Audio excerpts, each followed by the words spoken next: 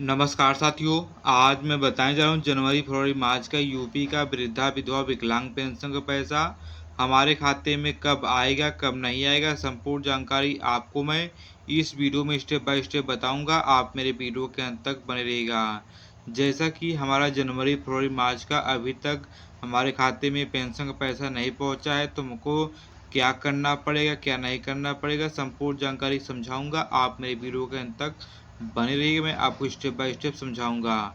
जैसा कि साथियों, आप वृद्धा पेंशन धारक हो या विधवा पेंशन धारक हो या विकलांग पेंशन धारक हो, जनवरी, फरवरी, मार्च का पेंशन का पैसा आपके खाते में नहीं पहुंचा है, तो साथियों आपको अपने पेंशन में 2 से 3 काम करेंगे तो आपका पेंशन का पैसा आना स्टार्ट हो जाएगा।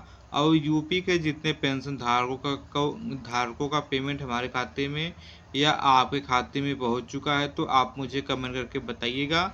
और जिन पेंशन धारकों का पेमेंट अभी तक उनके खाते में नहीं पहुंचा है, तो वो भी मुझे कमेंट करके बताइएगा। और आपका पेंशन का पैसा कब से नहीं आ रहा है, वो मुझे ज़रूर से ज़रूर बताएंगे।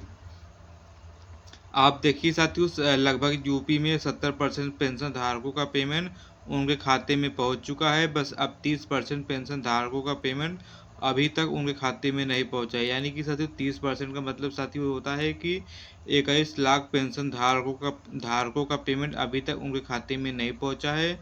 क्यों नहीं पहुंचा है, क्या दिक्कत है, क्या परेशानी है, वो जानिए। जैसा कि 21 लाख पेंशन धारकों का पेमेंट अभी तक क्यों सरकार अंडर प्रोसेस में, पेंडिंग में या कैंसिल कर दी है, क्या दिक्कत है, क्या परेशानी है, क्या करने से आपका पेंशन का पैसा जनवरी, फरवरी, मार्च का आपके खाते में आ जाएगा, वो जानिए। जैसा कि साथियों, जिन लोगों का पेंशन का पैसा रुक चुका है, नहीं आ रहा है, तो तुरंत आपको अपने पेंशन में, अपने बैंक अकाउंट में ये 2 से 3 काम अवश्य कराइए, तभी आपको पेंशन का पैसा आपके खाते में आएगा। जैसा कि साथियों, पहली बात आपको अपने पेंशन में केवाईसी करना पड़ेगा।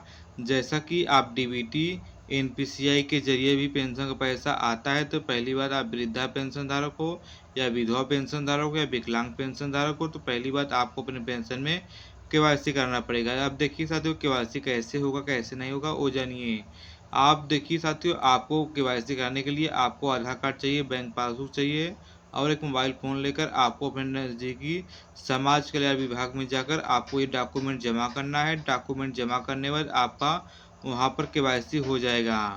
केवाईसी होने के बाद देखिए साथियों, आपको जिस भी खाते में आपका पेंशन का पैसा पहुँचता है, तो आपको अपने बैंक के ब्रांच पर जाकर बोलना है कि हमारे खाते में डीबीटी एनपीसीआई लिंक कराइए।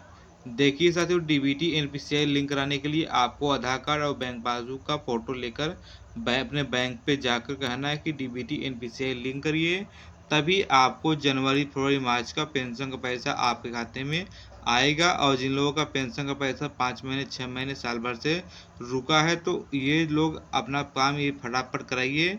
करीब करीब देखिए साथियों, आपका अभी तक पेंशन का पैसा अभी तक नहीं आया है जनवरी, फरवरी, मार्च का, तो आपको 1 अप्रैल से लेकर आपको 15 अप्रैल के बीच में आप ये 4 से 5 काम कर लीजिए और जनवरी, फरवरी, मार्च का पेंशन का पैसा आपके खाते में आ जाएगा। या आप 15 अप्रैल के बाद से आप कराएंगे, तो आपको जनवरी, फरवरी, मार्च का पेंशन का पैसा आपके खाते में नहीं पहुंचेगा। तो साथियों, आपको मेरा वीडियो कैसा लगा, कैसा नहीं लगा, आप मुझे कमेंट करके बता सकते हैं। और मेरे चैनल पर नए हो तो मेरे चैनल को सब्सक्राइब करिएगा, मेरे वीडियो पर एक लाइक करिएगा।